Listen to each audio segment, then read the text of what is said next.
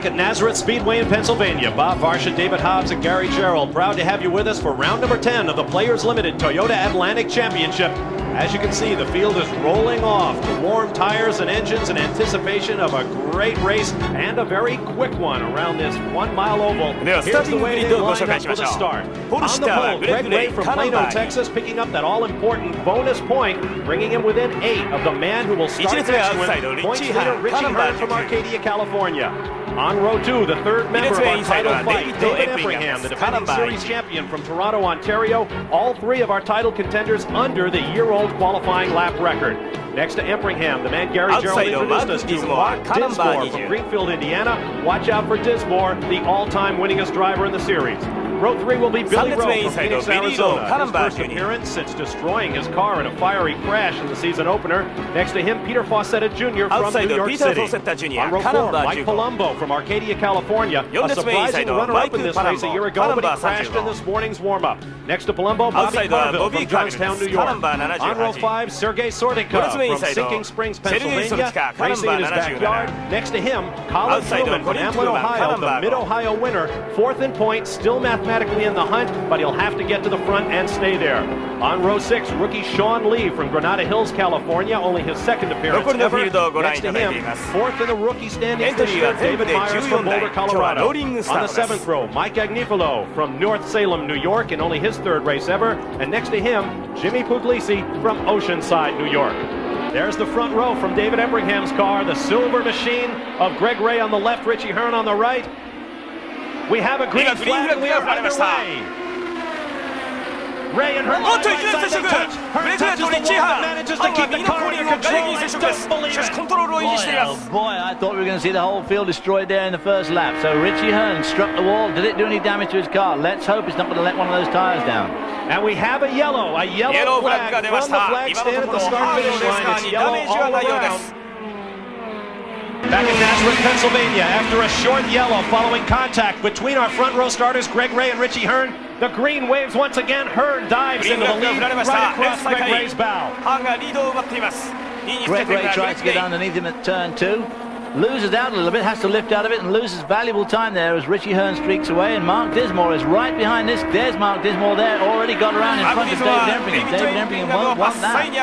Absolutely not. Remember, Dismore is the potential spoiler here. David Empringham seems to have got a problem. He's dropped back a long way. There is Hearn, there is Greg Ray in the silver number 2. Then Dismore, and you're right, David, Empringham is not able to keep pace at all. Empringham dropped right back. In fact, he dropped at one stage there behind Billy Rowe in a 12 car. He seems to have got round him again now, so Empringham's got himself gathered up and the car is now picking up speed. But these two guys, Richie Hearn in the yellow helmet and Greg Ray in the silver car, have put a lot of daylight between themselves and David Empringham. He won't want that, because this is going to be an extremely short race. Mark Dismore, of course, lying there in 3rd, is going to take even more valuable points away from David Empringham. Let's take another look at the start of this race. The first attempt to start the race. Watch the 2 cars to the left of your screen. Hearn in the yellow helmet taken right out to the wall, and then they touch wheels. Left front of Hearn to right, rear of Ray. Woohoo! And Richie Hearn just tags that wall. Sparks flying. Let's hope it didn't break the rear rim of that car, because that is the rim that takes all the load on this left-handed circuit.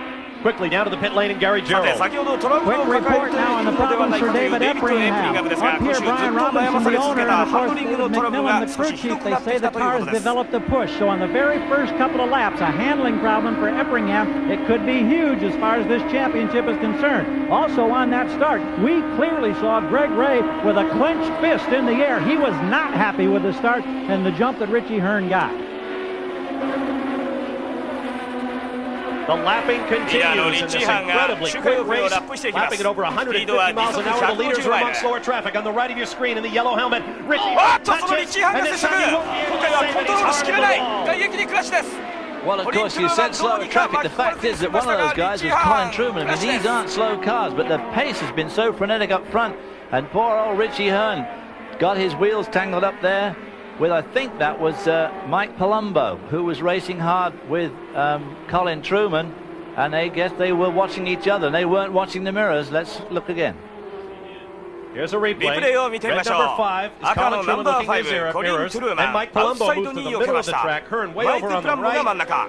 ハンがプランボに並んでいる Hearn 時、 was コ the ー one ス he 中央 tried に to 戻 come ろうと back, したよ and う I で mean す。 he was still alongside Palumbo. What on earth made him do that? The entry to that corner may require you to be out toward the middle of the track. Well, Hearn may have simply run out of room. Here's another look. Well, it does require you to be back, but if you're alongside the guy, there's nowhere to go back to, is there? I mean, you can't make space where there is no space. Right rear to トゥルーマ left ンの背 front 後を line と see ほん how の少し he の差で just スライドしていきました。 Colin Truman there slipped behind him, and he tagged him as well. Well, with all of the 14 cars still in the race at this moment, you see the safety crew working on Richie Hearn. His championship hopes just took a severe beating. There is car owner John Della Penna, whose man Richie Hearn sits in his car next to the wall. Here's Gary Gerald. John, what happened now? Why were you so angry that you ran from one end of pit road to the other? Well, first of all, まずとにかく Greg 最初は put グレッ Richie グ into が the リッチ fence を and were side by 外 side, 壁に put him in 立 the ちさ fence せ on て今度は purpose. チームメイトのプランボがまた Then リッチ Richie's に coming 接 up 触 on し his て teammate 大 number きなクラッシュで 35, す。 Mike Palumbo, and he もう puts 少 him し in で the 死ぬところじゃ fence. ないですか。 Absolutely, just 無 almost 線 killed で the マ kid. シンから出られないと Radio 訴え Nick ていま says し he た。 couldn't even get out of the こんなこと car. があっていいんでしょうか。 That is ridiculous. I never seen anything like this. You can see that you've got a プランボ superbly も激しく frustrated 動揺 crew してい chief る here よう in で John す。 Della 今 Penna ピ as ッ we ト go に back 戻っ up て to き the ま booth. した And I が might add, Bob, 歩いているジョンを危うく as 引い he て was しまうとこ running ろ up でした。 pit road and Palumbo came out, Palumbo almost ran over him to the booth. Oh, it's going to be an interesting team meeting in the Della Penna Motorsports Lynx Racing pit later on. Now you ride with Richie Hearn as he moves out beside his teammate.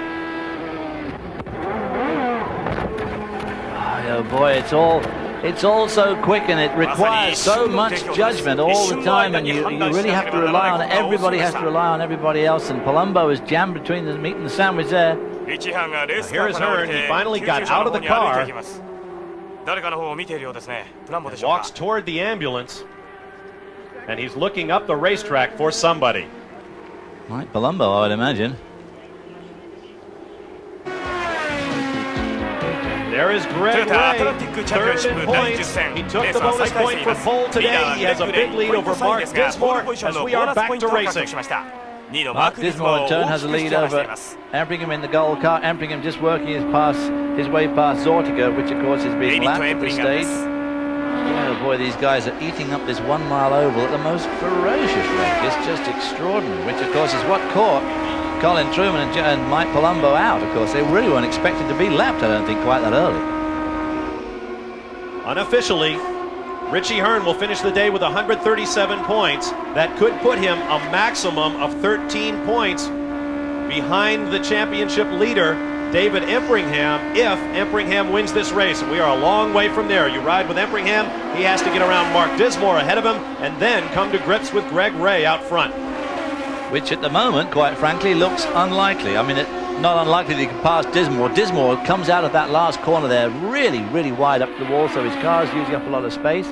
It is a much older chassis than the one that David Empringham is driving, and it's hard to believe that he'll be able to hold Empringham off for the rest of this race. And it looks very unlikely that either of them will catch up with Greg Ray in the number 2 car. You can tell from the note of the engine. Get it up in 5th gear, keep your foot buried, and go as fast as you dare. Mark Dismore doing an outstanding job this weekend. He's only driven a couple of times this year, I believe. Once at the Daytona 24 hours, somewhat different kettle of fish to this, and has had very little experience, and this is not the place to come back to, I wouldn't have thought. These are professionals. The purse is a part of the reason. $85,000 per race with $25,000 to win. Boy, I tell you what, Mark Dismore's catching Greg Ray. He is indeed. Greg Ray's got a problem. Greg Ray's got a problem. Problems for Ray in the silver number 2. Engine got blown. Another dramatic twist. Mark Dismore takes over the lead. David Empringham runs into 2nd place. Oh no, the championship is disappearing from these guys. Grasp right while they're there, and David Empringham again sitting in the catbird seat. Whoa. Missing the pit in. Greg Ray takes it across the grass. So his Genoa Racing Ralt will come to a stop. He wanted to get around to the pits, it appears. There is your new leader, Mark Dismore. I think that's the first time this year that we've seen one of these Toyota engines let go, isn't it? I think it is. All of the engines are the same, all 1.4 liter, 4-cylinder Toyotas. Tuned by a variety of different engine builders, but they are all basically the same specification. About 240 horsepower, which out of just 1.6 litres is pretty good. 4 valves per cylinder, based on the obviously on the street stock block engine, and tremendously reliable. All this year, as I say, I don't think we've seen an engine go either in practice or in the race. Enfringham letting Mike Agnifilo. hardly dare watch. That's right, I shorted them 0.2 of a liter there. 1.6 liter Toyota Mills. There is first and second. Let's get down to pit lane and Gary Gerald. Well, let's get a word.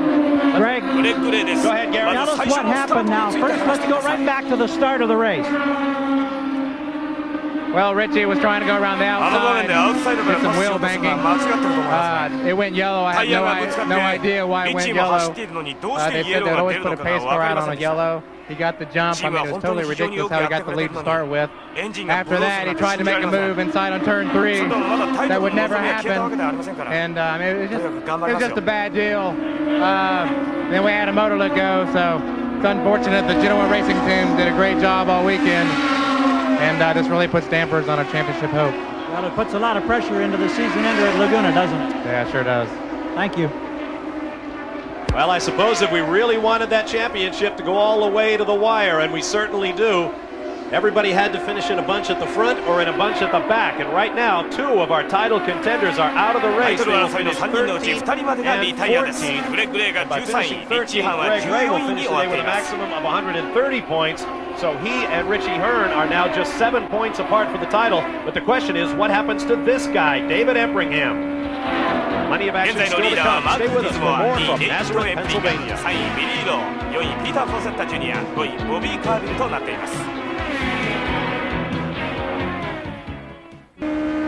Boy, if you thought these guys were puckered up before the start of the main race, just think what they are now. They've got 2 laps to try and get this job done. It is a sprint. David Empringham will at least try to hold position. Billy Rowe right there in 3rd place. Billy Rowe made a tactical error there, let himself get way too far back before that green flag came out, so he's got no chance of catching him up in the time left. And Empringham looks to be being held off pretty successfully here by Dismore. White flag is out. 1 lap to go for Mark Dismore, and what a story he has been today. He has not raced in this series for a full season. He comes here in a 7-year-old chassis and takes the victory, but we have a crash, a heavy crash. We'll have the checkered flag with the yellow flag as Peter Fawcetta Jr. climbs out, and another car is involved with him. Let's take another look at what happened. Mark Dismore has taken the checkers. Watch at the back of your screen. Peter Fawcetta Jr. comes over. That's Bobby Carville over by the dotted yellow line. They are running for position. They hook wheels. Fawcetta almost slips, and they both go into the wall. A great story. We told you to keep your eye on Mark Dismore. Here's a look at the final results. Dismore with a record-extending 18th Series victory over David Empringham and Billy Rowe. Sean Lee, in only his 2nd start ever, moves up into 4th spot following that crash between Peter Fawcetta and Bobby Carville, and Colin Truman with a 5th place finish. A look at the point shows that Empringham bumps Hearn from the top spot. Hearn is now 2nd, Greg Ray is 3rd, Colin Truman 4th, as we go to the series finale at Laguna Seca, California, and we hope you'll be there. Mark Dismore has just come out of the cockpit, and for people who may not remember the fact that you had such a horrifying crash at Indianapolis 3 or 4 years ago, to come back, to be able to enjoy moments like this, I don't know if any of us can appreciate what you're probably feeling right now. This guy right here, he called me and said, Mark, you want to come ride my vintage car? And I said, yeah, I do, Bill. I've had all my wins with this man. I love him. He's like a brother to me. Well, I tell you what, savor the moment. Bill Fickling, congratulations to you. A terrific job. Thanks, Gary. Thank you. It's unbelievable. Still the best. I can't believe it. What a story. Car owner Bill Fickling and the winningest driver in Players Limited Toyota Atlantic history, Mark Dismore. Coverage of Round 10 of the 1994 Players Limited Toyota Atlantic Championship has been brought to you by Toyota Motorsports, where technology on a fast track is built into every Toyota. Coverage of the 10th round of the Players Limited Toyota Atlantic Championship has been a presentation of First Auto Sports Television in association with ESPN.